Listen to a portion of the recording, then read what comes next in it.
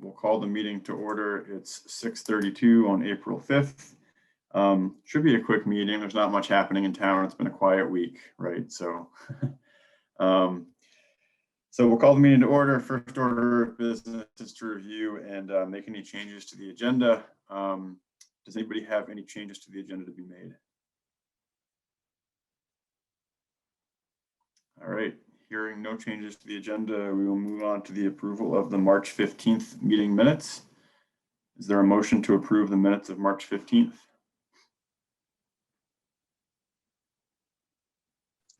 I'll make that motion.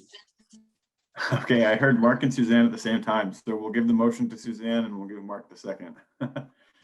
Is there any discussion on the minutes?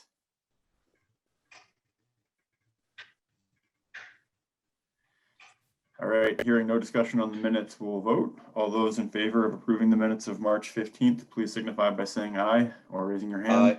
Aye. Aye. Any opposed? Any abstentions? Great, motion carries. Moving on to item 3, appointments. So this is a carryover from last time. We had an email from Sue Wilson on behalf of the DRB asking that we fill the remaining vacant alternate position on the board. This is a alternate position which would expire. It's a 4-year term expiring in 2022. The DRB had recommended John Kirlowski to the seat. So we will open nominations for the vacancy on the DRB as an alternate 4-year term expiring 2022. Are there any nominations? I'll nominate John Kirlowski. Great. We have a nomination for John Kirlowski. Any other nominations? Hearing no other nominations, we'll close nominations. All those in favor of John Kirlowski serving the remainder of a 4-year term to expire 2022 as an alternate on the DRB, please signify by saying aye or raising your hand. Aye. Aye. Great. Any opposed? Any abstentions? Great. We have appointed John Kirlowski to be an alternate on the DRB. Sue, do you want to let John know that? Okay, great. Yes, I will. Item 4, board organization. This was a carryover from last time as well. This was just the conflict of interest statement that hadn't been sent out in the full text prior to the meeting. And so I wanted to give folks a chance just to review it again. It's the same conflict of interest policy the board's adopted in past years. The board just typically readopts it every year.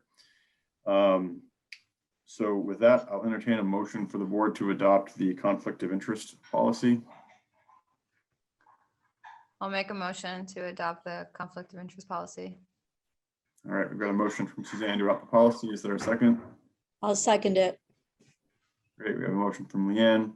Is there any discussion on the policy itself? Anybody have any questions or anything? It's the same policy we've readopted every year, unanimously almost every year, going back however long. All right, if there's no discussion, we'll vote. All those in favor of the board readopting the conflict of interest policy, please signify by saying aye. Aye. Aye. Aye. Any opposed? Any abstentions? Okay, motion carries. Great. So with that, we're going to move on to public works. So unless you've been living under a rock, probably aware that last week we had some issues with our roads. So with this, Mark, if it's okay, I'll just turn it over to you if you want to give a recap of kind of what happened last week, where we are, and then if you want to sketch out as far as immediate plans for things out there, that'd be great. Yeah, so Michael resigned last Monday morning.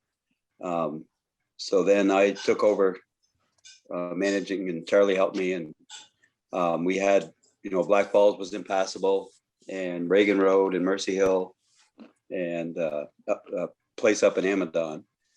So I got a group of people together, and we got everything opened up last week. As far as I hired back Billy Baker Sr. part-time, and Bobby Baker is willing to help us for a couple weeks to get us through this situation. So as far as the roads are, I mean, everything's passable now. Was last Friday. And now they're just going to start working on, things are drying out real well this week. It looks like dry all week. So we just keep working on the roads and get them back into shape. So that's the plan. Great. So if Bobby and Billy are willing to stick around for at least a couple more weeks as we kind of work through the rest of mud season, that'll give us a little bit more time to maybe recircle our wagons and think a little bit more on kind of what the plans are for the road crew and how we want to rebuild that. You know, just as a reminder, we did have one open vacancy already. And so with Michael's resignation, we now have 2 vacancies on the road crew. And so I think we need to think a little bit about kind of not just, you know, warm bodies with CDLs in those seats, but what kind of skill sets we want, those kinds of things. And then thinking about framework for it. You know, as everyone's aware, Michael was on as a salaried employee. He was the director of public works, so he covered both buildings and grounds and the roads. You know, I think just given the nature of the position, there was always some trouble with that in terms of the amount of time things were taking and those kinds of things. Looks like we lost Mark for a second, so hopefully he's able to jump back on. So we'll need to sit down and kind of rethink a little bit in terms of, you know, what exactly it is we're hiring for, what's the position, what's the framework of the position, and those things as we move forward. We're also going to need to have a pretty in-depth sit down once we get all the bills in for last week to look at the budget. You know, right now at the last budget report that we had, you know, just as far as where we were with things like materials, you know, we were already pushing up against the budget as far as that goes. And so all of the stone that we had to truck in last week and that material is certainly going to put a more significant dent in that. So I think that the hope would be that I'm going to see if I can sit down with Mark and with Aaron sometime this week or early next, once we start to get those invoices in, to see where we are budget wise and what that's setting us up for as far as moving forward into next year. Because as a reminder, we're still operating under the FY21 18-month budget that we had passed. The new budget hasn't come into effect yet. It was passed at town meeting day. What was the other thing I was going to say? Yeah, out of my head completely. So I'm not sure what it was. So yeah, we got to think about the budget and where that's going to put us as far as coming out of last year into this coming year. That might impact the unreserved funds number that we were looking at. A positive note is that we are expecting to get more money in from FEMA than we had previously anticipated. And so some of the FEMA reimbursement money we can use to kind of backstop the expenditure for the materials last week. So as soon as we get those numbers and figure out kind of where we're sitting, we'll see what we can do there. So it looks like Mark's back. So just a quick recap. So Mark, I was just saying that at some point later this week or next, if you and Aaron and I wanted to sit down once we had some of those invoices from last week coming in, we can take a look at the budget and kind of see where this is putting us as far as material costs coming out of the FY21 budget as we look forward into the FY22 budget. Oh, okay. Yeah. Yep. Yeah, we'll see. Yeah. We'll try to get some of the bills together from last week too. Yeah. And okay. Yep. And, Thanks, Mark, for doing a good job under some tough conditions. Appreciate it. yeah, well, it was a joint effort. Everybody came together like Montgomery usually does, and we got them passable again. So yeah, I appreciate everybody's help too. Yeah. Yeah, it was pretty amazing just to see the outpouring of support in people and equipment and assistance that were offered. Yeah. Thank you for your kind words in the paper too, Charlie. Yeah, well, it's true. All Yeah. that is very true. Yeah, there's another thing about Michael. He didn't turn in his uniforms and stuff today. He was supposed to. Hopefully he does it by tomorrow morning before they, because he's still got his uniforms and a pager. So we probably shouldn't be paying him till we get all that stuff back. Yeah, and we had made tentative plans to get back together with him this week at some point to do a debrief or an exit interview or whatever you want to call it. So really don't be wasting my time doing that, but well, yeah. I'm happy to, yeah. Yep. So we'll make sure we chase that stuff down and we close that loop for sure. Okay. Yeah. And then like I was saying, I think you might have gotten cut off at this point, but I think that we also need to put our heads together and kind of think a little bit more on the hiring process and what we're looking at as far as skill sets and positions and reworking the salaried position versus an hourly position versus what we're going to do. So it sounds like we've got another couple of weeks at least with Bobby and Billy to help us make it through this time. And then hopefully during the course of that, we can put a more solid plan together as far as what we're looking at for hiring.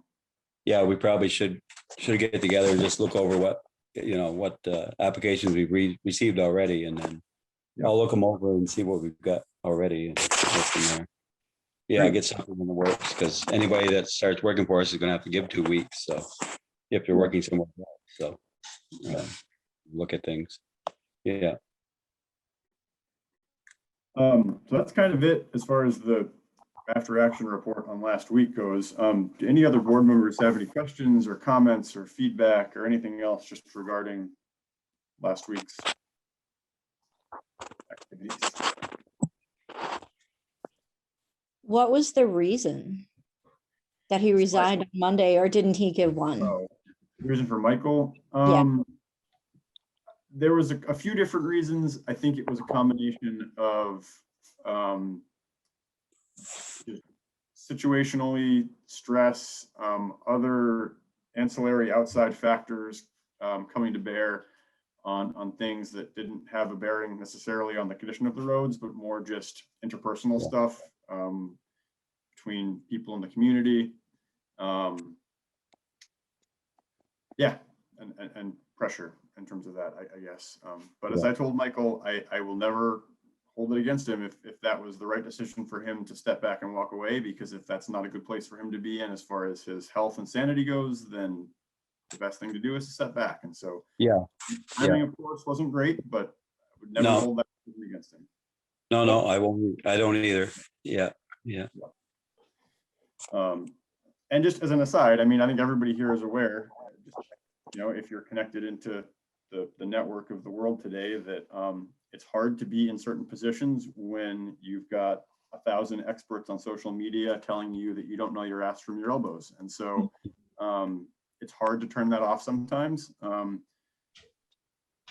that has an impact on people, so. Yeah. All right, well, we don't have to dwell on this tonight. I think we made it through last week pretty well. I think it was a point where our town was in trouble, but we shined through. So I think we came out of it okay, and we'll look forward. So I don't have any other grant updates this evening. So that's it for roads and bridges, unless you've got anything else on this topic, Mark. No, I think I'm all set right now. Yeah. Okay, great. Charlie, could I ask a question before we move on? Yeah, of course. I saw the letter that was sent to the House Transportation Committee. I assume that's where it went to, and was also forwarded on to Felicia. So what is the process with that? I mean, are we just in a holding pattern and waiting? Are there actionable steps to sort of take in that regard so that we don't end up in the same situation that we were in last week next year? I mean, obviously it's not an issue that's going away. Yeah. No, that's a great point. And so just as a recap, so I did send to Felicia a copy of the letter that I had sent to the House and Senate Transportation Committees last year, because last year and the year before, we had the same issues with SAP trucks on our roads and the damage they did. So it wasn't a new letter. It was dated last year, same content, same letter the board saw. So that went to Felicia. and she is going to be forwarding it on to certain people in the House and Senate. I have been in touch with our representatives and senators outside of that, as well as folks from VTrans, to try to kind of light a fire under them to say, you know, we can't just sit around here and do nothing and act surprised every spring when this happens. And, you know, trying to frame it in a way that basically isn't just pointing fingers at SAP trucks. It's kind of saying, look, you know, there's just increased traffic all over. The SAP trucks, of course, don't help. There's increased vehicular traffic because more people are living on these roads. We've got more, I mean, everybody's ordering on Amazon every day, right? So FedEx and UPS are doing laps all day. We have other pressures. And then you look at just the way that we're looking at a changing climate and the fact that, you know, one of the things that precipitated this whole event was the fact that we didn't have a January thaw. It remained cold, and then it warmed up like 40 degrees within the course of 3 days, and everything came apart at once. So there was not that slow kind of release of the frost. And so if we're going to get those major fluctuations in temperatures, which is what's what is forecast with changes in climate, this is going to happen more and more. And so, yeah, to your point, Emily, I think it's the state needs to kind of sit back and think real hard about how are we going to assist towns here.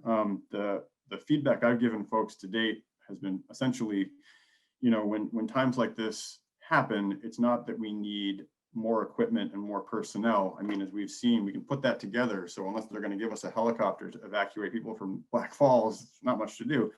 But what they can do is they can put more money towards the Better Back Roads grants, more money to municipalities to contract out certain services.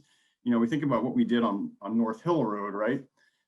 That was funded through a state grant. That was literally rebuilding the road base, reestablishing the ditches, building the road back the way it should be. And that's what has to happen with the majority of roads in town. But that takes time and money. And so if our road crew is dealing with annual maintenance during the spring and summer, they can't tackle those bigger projects. We can't afford to have them tackle more than one. So we need more money, basically, from the state if we're going to be getting this stuff up to par at the pace we need to avoid these kinds of things in the future. And so that's what I've been trying to impress on people. At this point, I don't know what like the concrete actionable steps are next.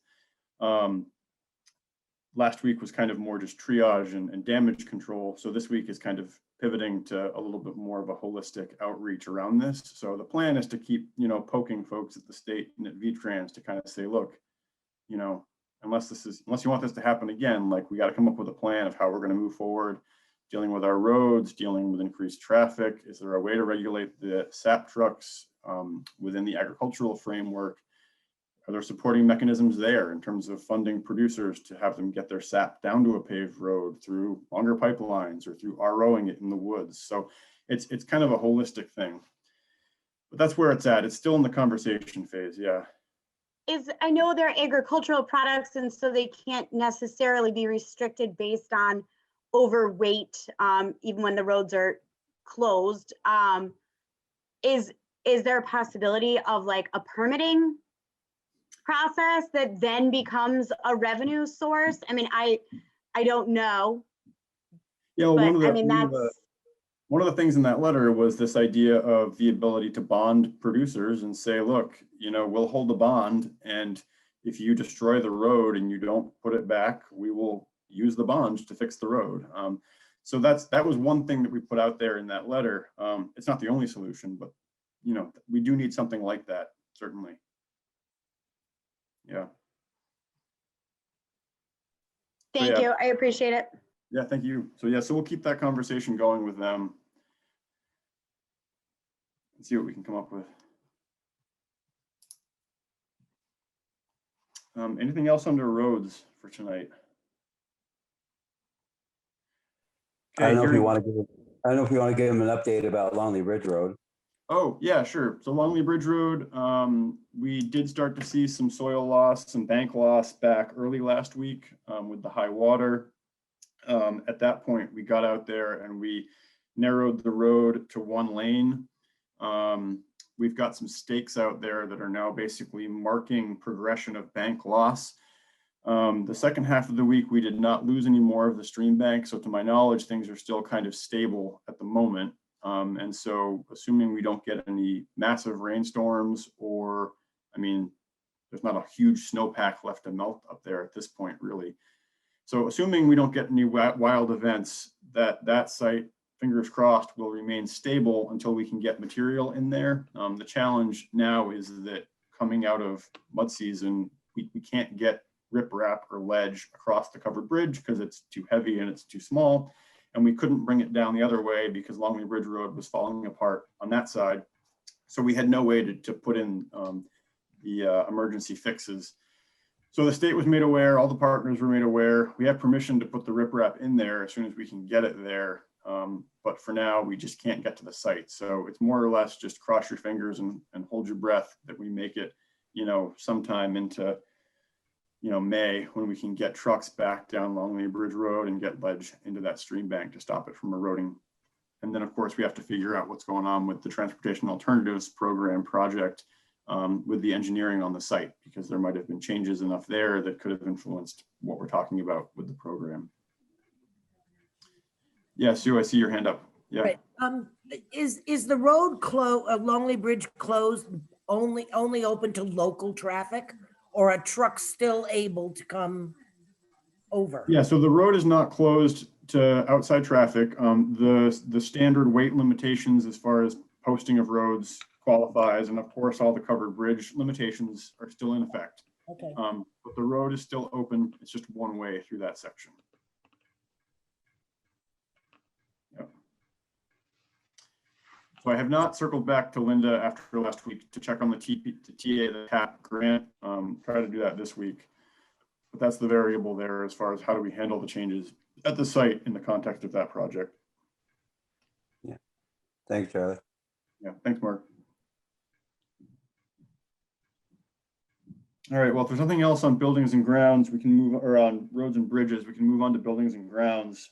Some updates here, quickly going through. So 98 Main Street, there is no update there, no news from anybody on that front. As far as the public service building and the town hall renovations RFP, that's been paused while we've been dealing with everything else. So we're going to carry that forward and hopefully try to get something together this month to get out as far as that project goes. The town hall Grange. So the furnace chimney quotes, we never got a quote from. We voted last meeting to have John Mercy do it. Yeah, we never got the second quote, so we voted to have John Mercy do it. Tonight, I was hoping to get an update on.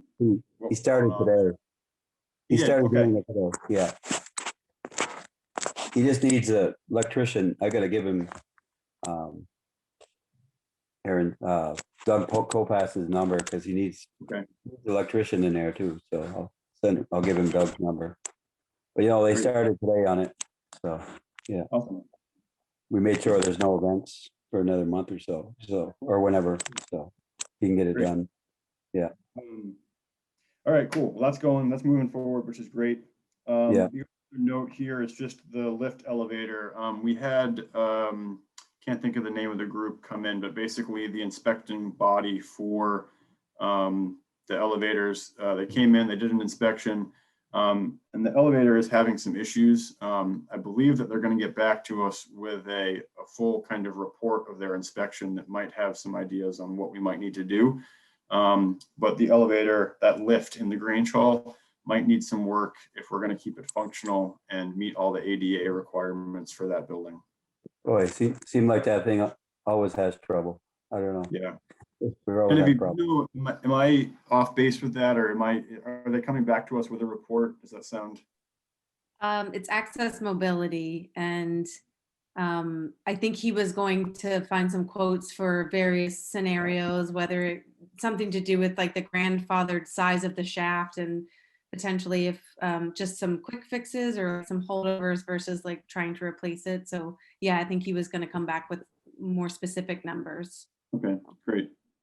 So we'll just carry that over until we get some more specific numbers there to look at as far as what a price tag might be and what the work might include. Other item under buildings and grounds tonight is just the mowing RFP. And so I sent a copy of this out. Hopefully folks had a chance to kind of read through it. Suzanne, you drafted the RFP. So do you want to just quickly give people a little bit of background on kind of what's in the RFP, what we're looking at. I apologize. I have to step away for 1 second, but I'll be right back. So you can go ahead. Yeah, so I kind of just pulled together everything I could find online that sort of fit the same sort of thing we're looking for. Right now, we have like 4 different people doing the mowing and weeding for all of these properties here, or like municipal pieces. Suzanne, you're So breaking it's up. basically just, oh, You're freezing. sorry, can you hear me? Yeah. I'm at my mom's. I might not have the best internet connection.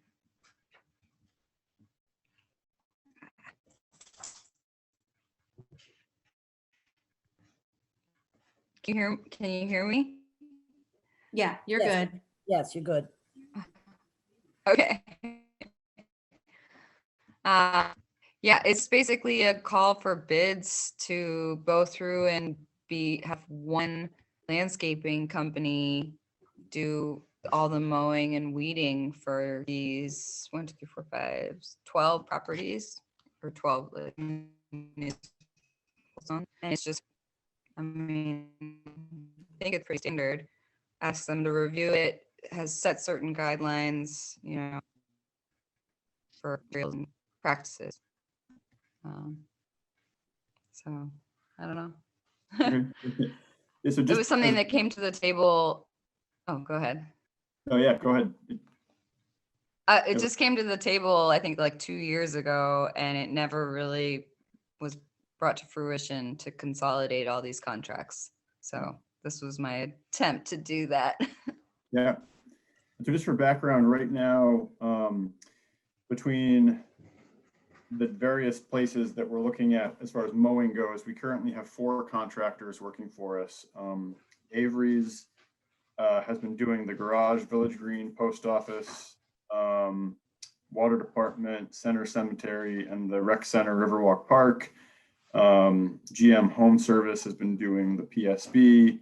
Lyndall Elkins has been doing the cemeteries, and Lawyers has been doing the rec center, Riverwalk Park as well. I'm not sure where the overlap between Lawyers and Avery's is on the Riverwalk, but anyway, so we've had 4 contractors working for us. So again, the idea is to put this out. I don't think Avery does the rec center or Riverwalk. Okay, yeah, we had $150 in a charge from Avery for that, so I'm not sure what it was Might have for. been stump removal or something Maybe. like that. So yeah, so the idea was to consolidate to see if we could get a better deal. Does anybody have any questions or comments on the draft that was sent out? I thought you did a great job, Suzanne. It's really very reasonable, and I think it would make a whole lot of sense if we had the same outfit doing everything. Yeah. Maybe save a buck. Maybe so. I did really like the part of to go through and pick up litter before they mowed right over it, because that happens all of the time in most of the big fields. So, yeah. Yeah. Charlie? Yeah, hi Sue, I can see your hand, yeah. I'm sorry. Tiffany Osawick or Tiffany Salyards has been approached by the library to do their weeding. They've already apparently hired her. Yeah. And she's been doing the weeding at the Village Green. Yep. For a couple Yeah. of years.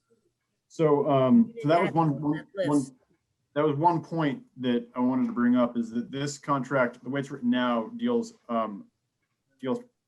with just mowing. So none of the flower beds are included here. So the post office, the Village Green, the public service building. And so one question for the board was whether we wanted to roll that into this contract or keep that separate, based on the work and or the skill sets involved and or the equipment needed. I do believe that the library has hired Tiffany. She is now hired by the library to do the PSB. That does leave the Village Green and the post office as being 2 other places with beds that we'd have to consider. I think we should leave that out, just leave the mowing as one package, and then they can do the weed, do that part separate, I think.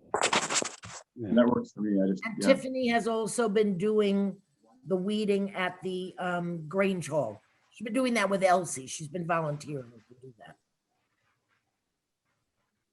So I guess maybe just to put a point on the beds, is there any objection to me circling back to Tiffany to get a formal quote for the maintenance of the other beds? If not, I'll get one from her this week and we'll see if we can. I don't see a problem with that. Yeah. Yeah. Great. So then if the RFP for mowing looks good and there's no other edits to it, the only last thing to do would be to put a date that we'd want the responses back by. And so if we put this out this week, you know, tomorrow or Wednesday, do we think that like 2 weeks, like if we tried to get responses by our next meeting, the 19th, Mhm. is that enough time? Yeah, that'd be ideal. Yeah. Okay, then what we'll do is we will tweak it with the date of having the 16th is the deadline for responses. And the board will review responses at the meeting on the 19th. Sound good to everybody? Yeah. All right, awesome, cool. Well, thanks Suzanne for putting that together, and I'm glad we're finally getting back to it after however many years. Oh, God. All right, well, last thing under Public Works is just FEMA, and the only update here is that we still haven't put a bow on it yet, but we're getting very close. We did get one more reimbursement notice today that it's been sent to our account, so that money landed today or will land tomorrow. The very last thing will be one final circle back to everything with the state folks and with FEMA, and that will finalize it. I'm hoping we can get that done sometime this month, so we can basically get this off of our plate. And that's it for Public Works, unless anybody else has anything on Public Works.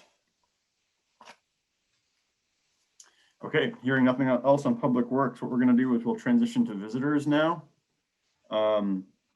So we go in the order typically of folks showing up, and so I can't recall, Merle, Sue, and Larry, you guys were all here more or less at the same time, I think. I think I was the last one here. You're the last one? All right. Well, Merle, why don't you lead off for visitors? Larry was first, actually, if you want. Okay. Actually, Howard was first. You want to know the truth? I can wait. Well, yeah. I was not- Yeah, I wasn't paying no, attention, I it was apologize. actually first, yeah. Okay, well, Howard, the floor is yours if you'd like it.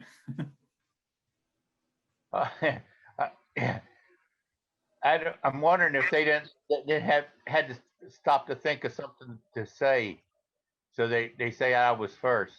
Yeah, right.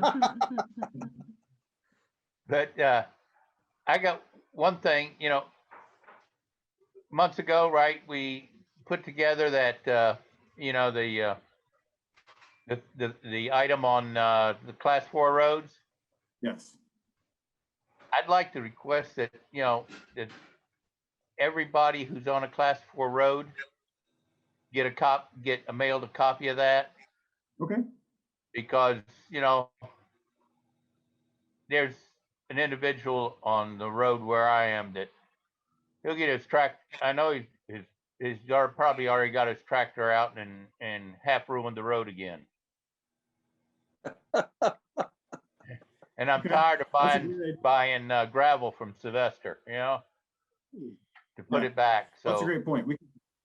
We can certainly get something out to all landowners on those roads, you know, whether it's mailing a copy of the policy in the form, or even if it's just a postcard with a notice that it's been updated and where they can find it. But yeah, I think it's a good idea to make people aware that that has been changed formally. I'd kind of like the new item that got voted on, Yep. given to them, because if you mail it to them, it's going to cost you the same thing as if you send them a postcard, basically, you know. Yeah, so I'll work that out with Liz just to see cost wise, but I think we can do that. Okay, thank you. Good idea. Thanks, Howard. Merle, go ahead if you want. The floor is yours. I don't want to butt in ahead of Larry. Go ahead, Merle. A couple things as usual, Charlie. It used to be, I believe we always had the phone numbers to contact public officials. And I see no phone numbers on the website. I tried to get a hold of a phone number for Leanne and Suzanne, and couldn't even find a phone number for them to call them. I did get of course, I know yours and I know Mark's. I've known your guys for years, but somebody new wanting to find your phone number, I guess I don't know where they could find the phone book maybe. But do you know why the phone number is available on the website? Or how I don't, I guess, I don't, officials? yeah, I don't remember. I honestly don't remember having the phone numbers for all select board members listed on the website, to be quite honest. I mean, if we did it in the past, I'm not saying we didn't do it. I just don't recall that. I guess I would want to check with all board members if they want their personal phone number listed there, and if so, what number that might be, whether it's a phone or landline, but we can certainly Well, discuss it. it's not just the select board, it's public officials. How are people supposed to contact the public officials? I mean, this email is one thing, but that's not like picking up a phone and talking to somebody. Quite It's different. not, but typically, Merle, if someone wanted to talk to a select board member, they could call the town office and they would say, hey, I would like to talk to so-and-so. And then Liz would say, okay, let me connect you with so-and-so. And then they'd arrange a phone call. To me, that's not satisfactory. I thought years ago, I may be wrong, but I thought years ago, I know they were available somewhere. The phone numbers was available. I don't know, it was a town report or the website, but all public officials, I mean, people need to contact, if they need to contact a public official, they should be able to do that very readily without having to go through 2 or 3 steps to do that. In my opinion, I mean, after all public officials are servants of the people. It's an honor and a privilege to serve the public, but by the same token, we are servants to the public, and we should be made available, readily available, in my Yeah. opinion. Yeah, no, I mean, I'm not disagreeing with you, Merle. I just don't remember there being a list of phone numbers there. I always assume people got it from the phone book.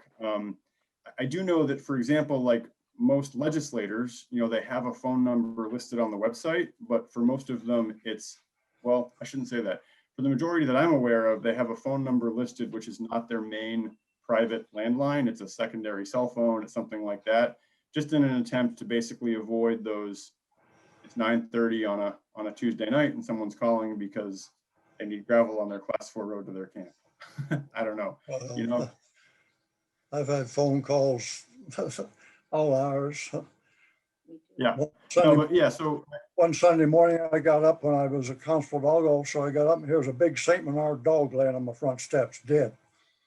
Somebody dropped it off Sunday morning. So, I mean, we're available to the public, Yeah, we can certainly talk about, what we want to do, put our numbers up there, but we can circle back to the board members and ask them. Well, okay, whatever you guys think, but Yep. It's just something that has been one of my concerns. And I guess another thing, my concern is in my soon to be 90 decades of life, some of the lessons I've learned. One is that if something doesn't make sense, it's wrong. And that's just about always true, almost without fail. And my concern is with the select board appointing individuals to public office with little or no experience over someone with 30 to 40 years experience, to my thinking, is not in the best interest of the town itself or the people that we serve. I did talk to you about it. We had a nice conversation and talked to Emily about it. I wasn't able to get a hold of Leanne and Suzanne, but I just don't know. I still have seen no justification for doing that, for appointing somebody with absolutely no experience over someone with decades of experience. And that's a very concern of mine. That happened to the select board, and that happened at your last meeting in appointments, as you know. So, and I think I'd like that concern in the minutes too, because I think it's important. I think it's important for the board to appoint people that can best serve the people. All right, well, thank you, Merle. As you pointed out, we had a long conversation about this. I Yep. think you and I have agreed to disagree in terms of, you know, the rationale behind certain decisions, but I appreciate your input. All right, thank you. Thanks, Merle. So Barry, I do see you have your hand up. Did you have a question or something regarding something that came up with the discussion with Merle? You're muted too, by the way.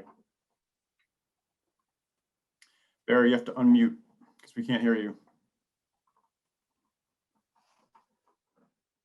A couple of things in regard to what Merle said. I think email should be publicized, should be listed on the website, since that's not as annoying. Somebody sends you an email at 2 o'clock in the morning, you don't see it till the next, unless you're up, it's not going to bother you. And I don't know what the discussion was in terms of the appointment, but one thing I think that should be a policy is if an appointment is coming up, it should be noticed, both posted, on walls and also on the website, whatever the appointment is, for at least a couple of weeks before the board makes an appointment. Okay. Well, I mean, the appointments are all warned in the warning, and the list of public officials is in the town report with the expiration dates. So I guess the expectation is that if somebody is going to be serving as a public official, they have the wherewithal to read the town report and get their act together. I mean, if they don't have that in them, maybe they don't have the capacity to serve in a public official capacity. But I appreciate your point. It's like the folks that said, why are there only one name on the ballot at town meeting? And we said, well, we put out the word that you had to submit a consented candidate form well in advance, put it all around town, called people. And I had direct outreach with like half a dozen people with different groups in town to make sure their networks knew it. And we still had one person for each candidacy. And I mean, I appreciate your point, Barry. I guess I just have limited patience for people who only engage when they're pissed off about something.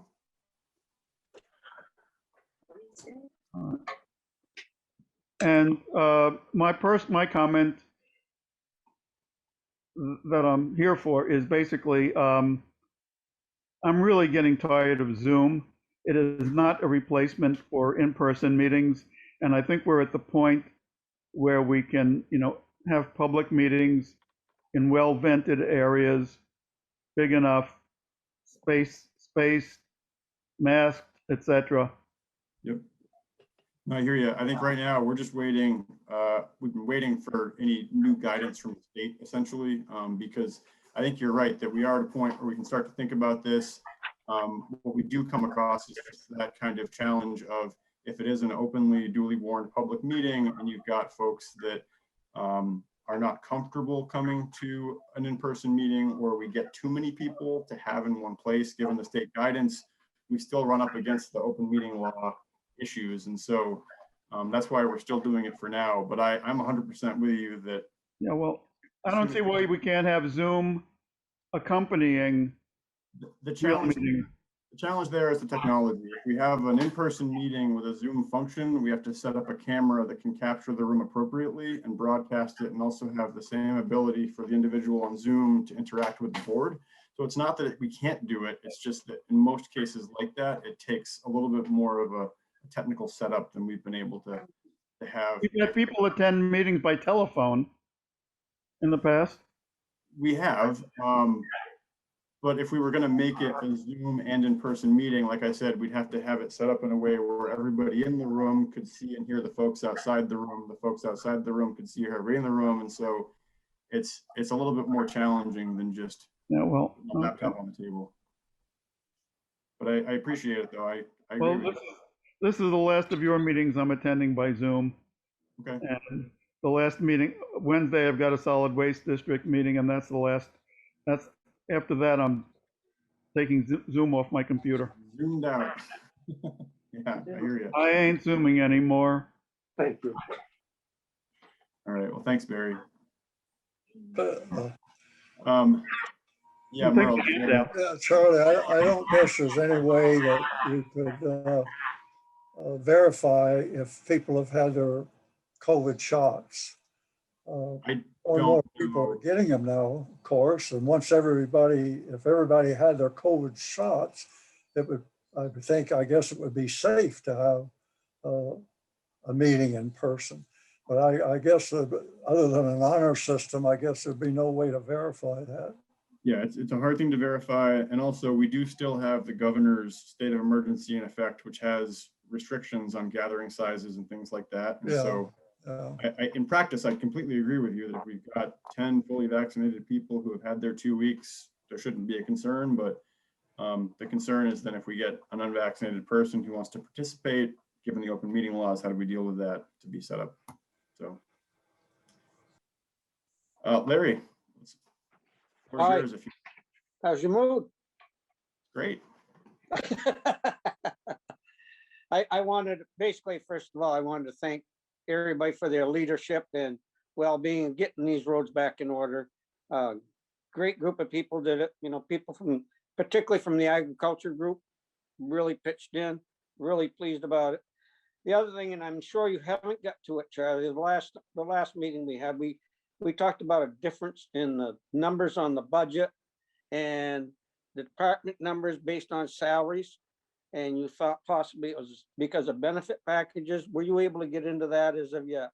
I haven't had a chance. You're Okay. reminding me, but I will. Yeah.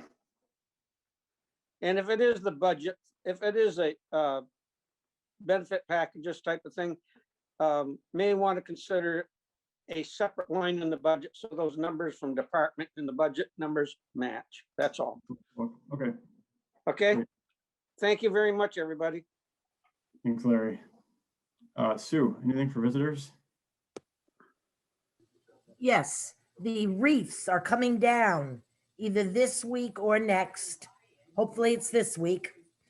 And to Merle's point about phone numbers, I don't think phone numbers should be email addresses if that's what people want, but I don't think the select board, I think you guys work hard enough that you don't need 50 phone calls. The other thing I wanted to talk about was there's a group of us that do the flags, and we'd like to know if there's any way that the town would consider giving some money. I've been in touch with Justin Dennis, and in keeping with the signs that are in town, keeping everything kind of the same, we've looked at getting maybe some flags. They would be black flags with gold lettering. They would say, "Welcome to Montgomery," picture of a covered bridge in the middle with the same covered bridge that's on the Smile You're in Montgomery. We could also have a two-sided flag. We could have a smiley face on one side, but for the cost, we thought we'd just keep it with the covered bridge in the middle. We're talking about when we hang the flags, that we would hang one American flag, then a welcome to Montgomery, American flag, welcome to Montgomery, so that it would only be half the amount. But the initial, to do the initial setup and everything is going to cost some money. So I was wondering if the select board could see their way clear to maybe appropriating $1,000 as an initial setup, for the flags and all of that. I know we're going through this budget crisis right now, and I understand that, but I don't know. Is this something you could come back with a little more information as far as like a quote, like an actual quote from Justin? I was supposed to have it today, and Justin called me this afternoon that he wasn't able to get the actual quote. Yes, I can. But I want to know, do you think this is even something that the town would be able to consider? We normally spend about $20 a piece for the American flags, but I've got plenty of those, and I've got ones that I can, put up without, anyway, yes, I just wanted you to all consider whether it's something that maybe we could eke out of the budget. I think we should consider it. Yeah, I think we should consider it. Yeah, We I got don't those need an slides answer. I'll anyway. come back with a full, I'll Then come we back can with put a full presentation. I just wanted to get an idea whether you think it's even going to be feasible. Then we can put it on the agenda. Yeah. Do the other select ladies feel the same way or? I think it's worth looking into, Sue. Yeah, just I looking. agree. Yep. Okay, good. All right. That's all I had. Awesome, thanks, Sue. So yeah, if you want to come back with some more I stuff. will. I will come back with specifics, probably for the last meeting in April. Okay, perfect. Okay. Thanks, everybody. Is there anything else under visitors? Anybody that, I have a question for Sue. Sue, do you get your flags through the American Legion? Yes. Yeah, good. Yes, we buy them. We always buy them through the Post 42. great. All right, well, if there's nothing else under visitors, we'll keep on moving down the agenda. We're going to move into old business right now. First item under old business is just the COVID-19 update. Today the vaccinations opened up for folks that are 40 and up without health conditions and stuff like that. The stats that came out today said that 40% of Vermonters 16 and up have had at least one shot to date, which is pretty encouraging. And so hopefully those numbers still continue to get better.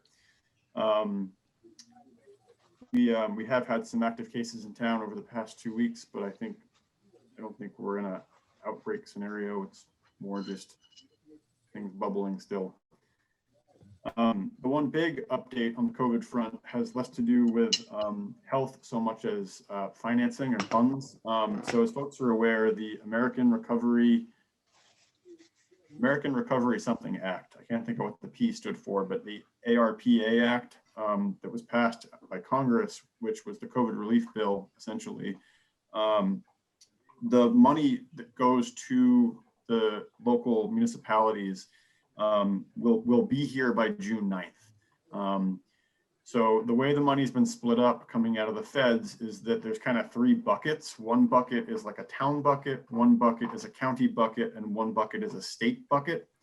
The town funds are split based on population. And so with Montgomery's population, we expect to see about $120,000.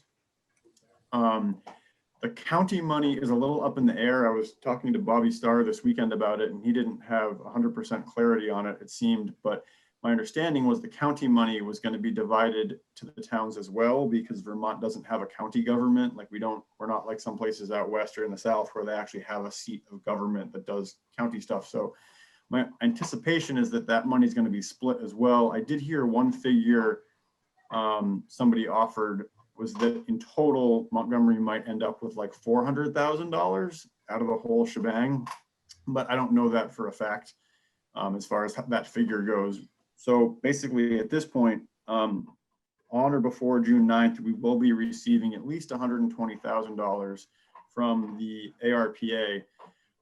That money is earmarked for COVID-related expenses, but it's a pretty broad net that they're casting there. We don't have any physical written guidance yet, but my understanding is that basically if we can justify the use of the funds towards something having to do with COVID or COVID relief or COVID recovery, the funds can go to that. So that's a pretty big bucket. So I guess I would just ask folks just to start thinking about, as those funds do come in, priority areas for their use.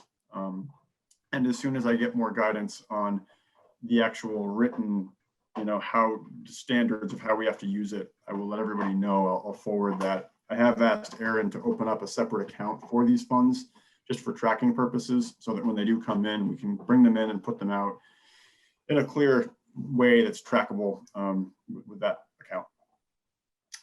So that's positive that we are going to be getting at least $120,000 coming in sometime in June to assist with things. Anything else anybody has under the COVID update item? No? Okay. Moving on then to the wastewater and streetscape projects. So there's been two big developments here. The first one has to do with the framework around the federal money that's coming from USDA. So if folks recall, the money that was coming, or the package from USDA, was a grant and a loan. The way that USDA's underwriting is set up, once that's fixed, any money that we bring in outside of that would count against our grant dollars, not our loan dollars. So we were kind of in a pickle in that we couldn't bring in any more money from outside of the community to ratchet down that loan and get essentially our debt down to a point where we could reduce our debt service. After multiple phone calls with folks from USDA and the state, we finally got the green light this past week to essentially utilize the USDA funds and burn through the loan dollars as quickly as we can, at which point we would then close on the lowest USDA loan. We would then turn to the state's Clean Water State Revolving Fund and take out a loan with them to pay off the USDA loan. So we would basically close on the USDA loan and immediately pay that loan off with money from the state. That would then release the USDA from their underwriting guidelines. And basically they would say, we're done. Thank you. Here's your grant dollars. And that would open us up to be able to go get additional money towards the project to bring that debt down. So it's kind of a big deal because that was a big hurdle for us. Any other money coming into town, we couldn't apply to the project's cost in a way that would reduce our debt service. So under this framework, essentially the state would hold the loan, it would free us from the conditions of USDA, and we could then get more money from outside to then get that final $195,000 a year debt service down to something more affordable. So that's the first kind of big piece of news on that front. The second is that in that vein of trying to find more additional outside funds, we did get a note from Congressman Welch's office about a week and a half ago about an opportunity through a very convoluted program they've launched. And I don't even know how to best explain this other than it's basically an earmark, but it's not a formal earmark. My impression is that they had a bunch of money left in the budget and the House of Representatives said to every single member, nominate 10 projects in your district to be funded with money. But it was very open-ended. It's a number of different subcommittees are managing this. So it's in a bunch of different committees and a bunch of different pots of funding. But the idea is that this allows congressmen and women to bring funds directly into community-based projects in their district, or in our case, in the state, as our state is our district. So I had a great meeting with Welch's state director, Rebecca, whose last name escapes me now, and she was really enthusiastic and very supportive of the wastewater project we're looking at, encouraged us to apply. And so we submitted an ask, it's a survey, but it's an ask to Welch's office for the amount equivalent to what would have been generated from the broad-based tax assessment that failed on town meeting day, that no more than 6 cents assessment. So we basically figured out if we took that and ran it out over 30 years, what would the income generated from that be? And what we said was, we gave them the background, here's the project, here's everything that's happened. We're at this point and that failed. So basically the community is saying that's not affordable. Now we're in a jam. Can you give us the money that we would have raised through that? And so we asked them for about $3 million. I have no idea what's going to come of it. There's very little guidance here in terms of how much to ask for, caps. And this is for everything from like somebody wants to put a new opera house in their downtown, to someone wants a wastewater system, to somebody wants something. So I really have no idea what's going to shake out. But by the end of April, we'll know if ours was one of 10 projects that Welch sent up the chain. In the meantime, we've also had a number of discussions with the Economic Development Authority, EDA, with their Northeastern head, the guy that basically manages everything from West Virginia up to Maine. And he's also made us aware of a few other potential funding sources through them that we could look at to bring funds in. So at this point, the latest news is we've managed to rework the financing in a way that any money coming in now will not go against our grant portion of the USDA grant. And we have begun putting a line out on other funds to bring in to support the project. As convoluted as that sounds. Anybody have any questions on that?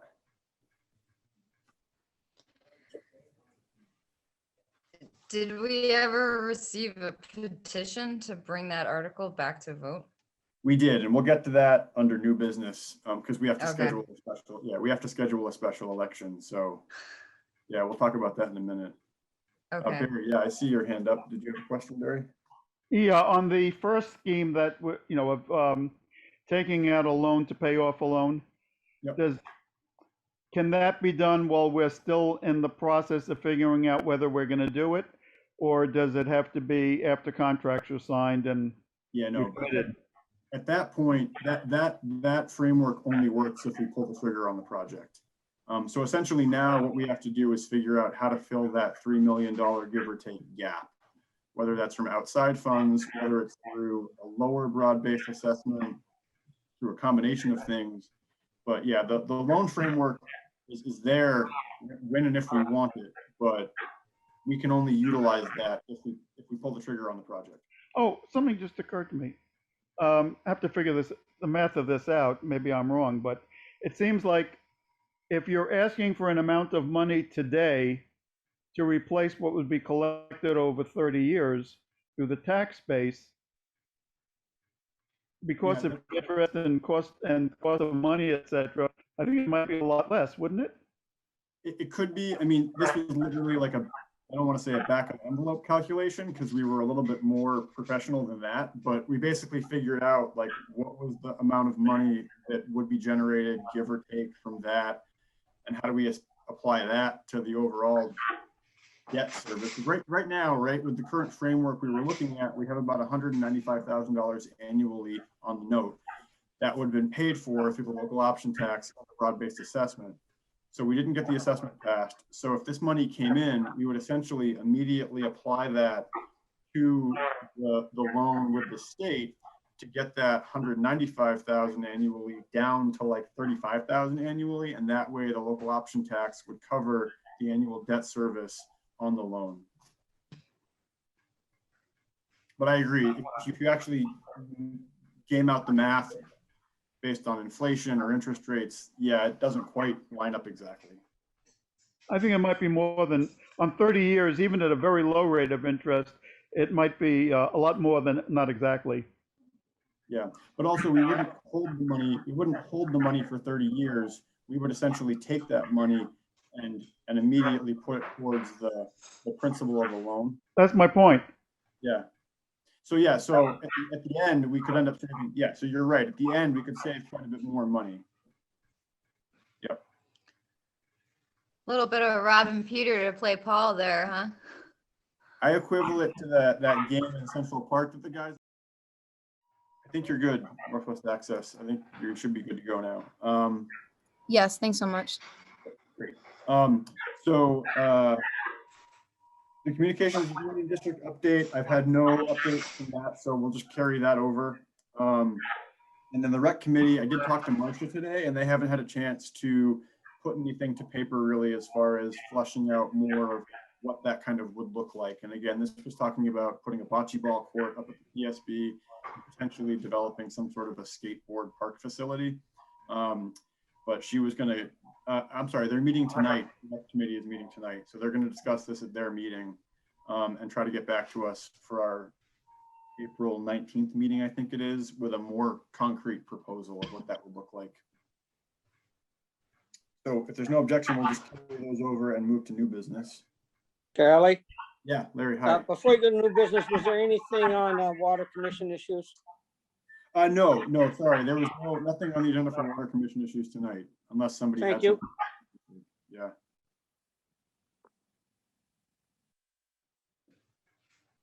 We had enough road issues there.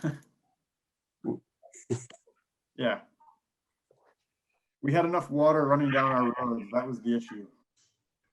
That was a major issue. So with that, we're gonna move to new business now. So new business. So Suzanne already touched on this, but we did receive 2 petitions that Liz has certified as being meeting all of the statutory requirements as far as signatures go, and questions, and how it was written. So we received a petition for reconsideration of Article 6, which was the tax rate question to support the wastewater system, and we received a petition to reconsider Article 8 or 9, the ATV 9. question. Yeah, so now we're gonna do it again. And so the duty of the board tonight is to set a date for a special election to reconsider these 2 questions.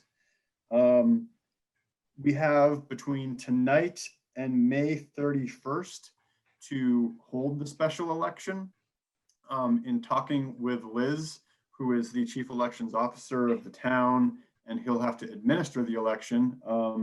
She would like to hold it on a Monday. We talked briefly about holding it on the 31st, but that's Memorial Day. Not sure if we want to hold that on Memorial Day. So the next Monday before that would be the 24th. And so what Liz and I kind of came up with was potentially holding the special election of reconsideration on Monday, May 24th. But I wanted to put that out to the board to get some feedback or. Charlie, don't they celebrate the 24th? Isn't that the long weekend? Isn't that the? I have Memorial Day being the 31st, so the long weekend. Actual, yeah, that's the normal Memorial Day, yeah. I don't know, I could be wrong. I think that the day that is a holiday is the 31st. I believe. Memorial Day is the 31st. It is, okay.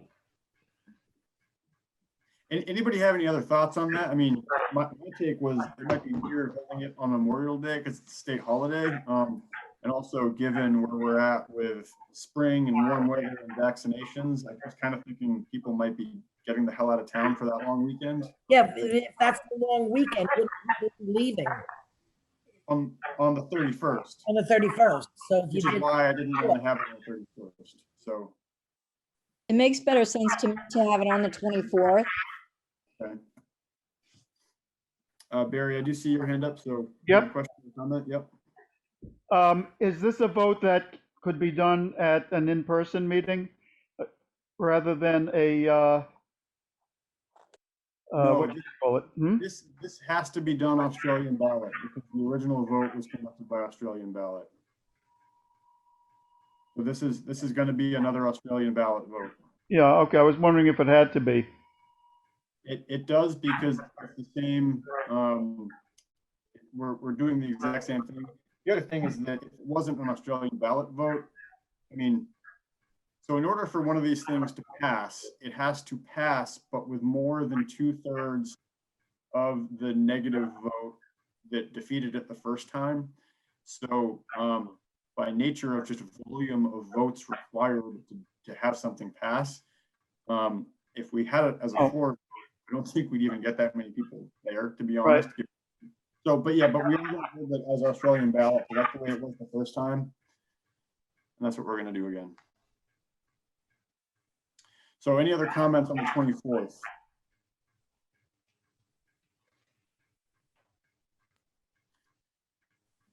Okay, well, I'm not hearing or seeing any other comments or hands. So then I would move that we hold a special election for reconsideration of the 2 articles on Monday, May 24th. Is there a second? I'll second. Go ahead, Leanne. So we have a second from Leanne. Is there any other discussion?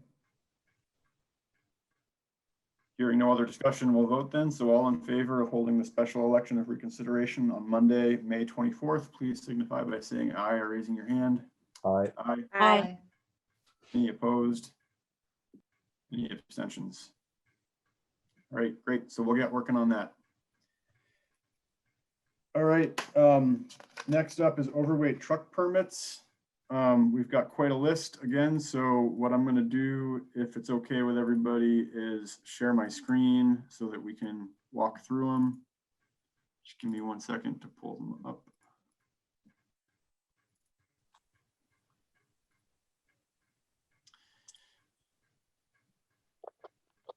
Sorry, give me 1 second just to load them here, and then we will walk through them.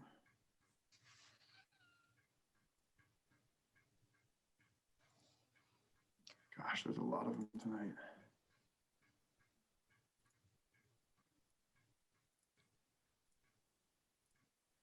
All right, last one. Okay, so I'm gonna share my screen.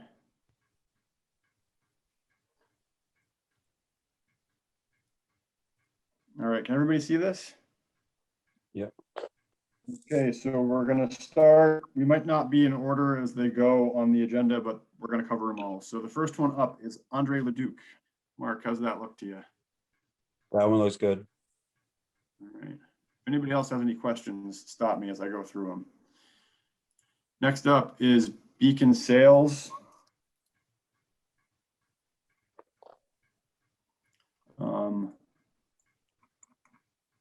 I think they had a, Oh, there it is. that's their insurance. I don't see do you see a list of? Don't see any trucks listed.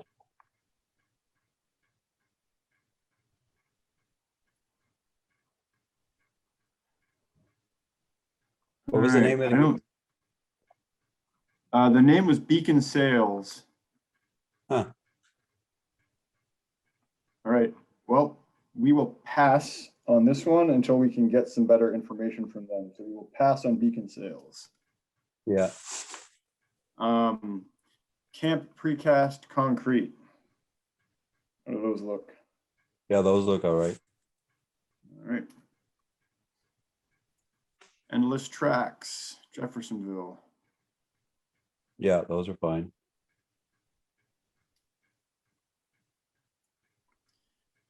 GW Tatro. Yeah, those are fine.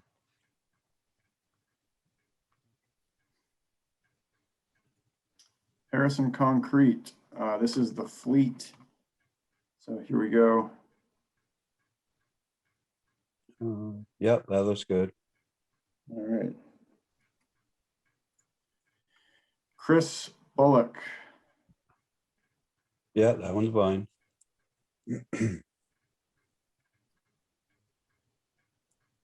Pike Industries. Yeah, that's fine. You sure it's only fine if they reduce their paving costs? And that's fine. Just Yeah. kidding. We can't do that. Hold them hostage. Yeah, right. All right, Pike is good. SD Ireland. They have a lot of vehicles. Yeah, I'm sure. Oh, wow.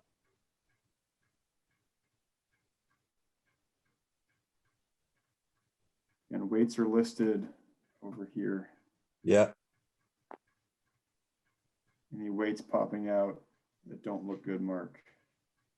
No, they're all about the same. Yeah.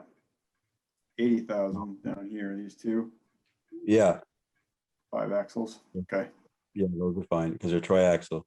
Yep. Yeah. Okay. So if SD Ireland looks good, then we've got Valancourt.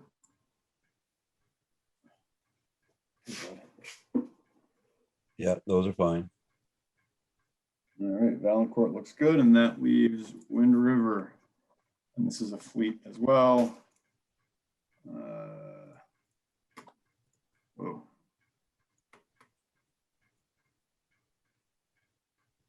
So we've got max weight over here in this column. Okay.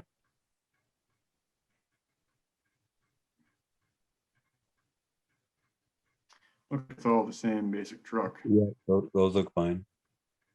Yeah. Okay, great. All right, and that's Wind River. All right, great. I'll stop screen share.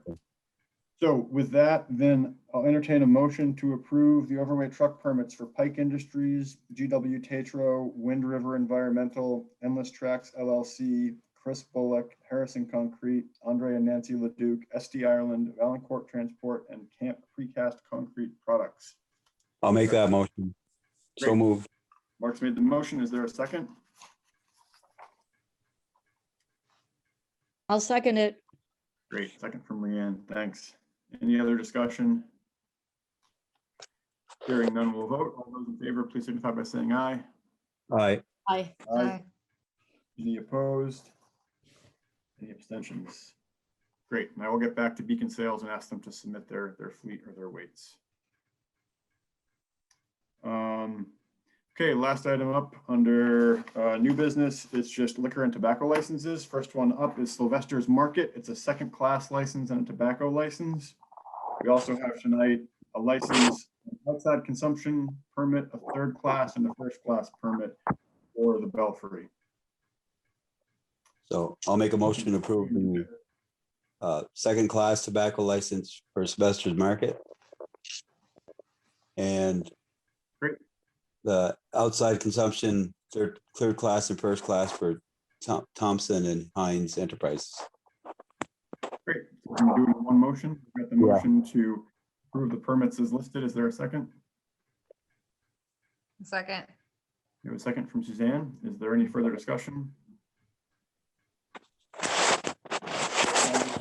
All those in favor, please signify by saying aye or raising your hand. Aye. Aye.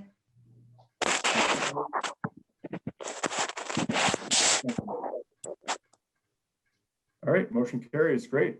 And with that, we are through the agenda. Unless there's any more business to be done before the board this evening. Mark, Yes. I'm at my mom's house and she wanted me to make sure that, she says thank you for all the work you did on the roads or organizing for the roads. Yeah. Yeah. We were in trouble and we got it done. That's the way Montgomery works. Yeah. Okay. They all came out to help. Yeah. Great. I just made a few phone calls. Anybody have anything else tonight before we adjourn? If not, a motion to adjourn is always in order. Make a motion to adjourn. Great. We have a motion from Suzanne. Is there a second? I'll second the motion. Great. We have a second from Emily. Is there any further discussion? Hearing none, we'll vote. All those in favor, please signify by saying aye or raising your hand. Aye. Aye. Aye. Any opposed? Any abstentions? All right, great. Motion carries. Thanks, everybody. You have a great evening. Thank you all.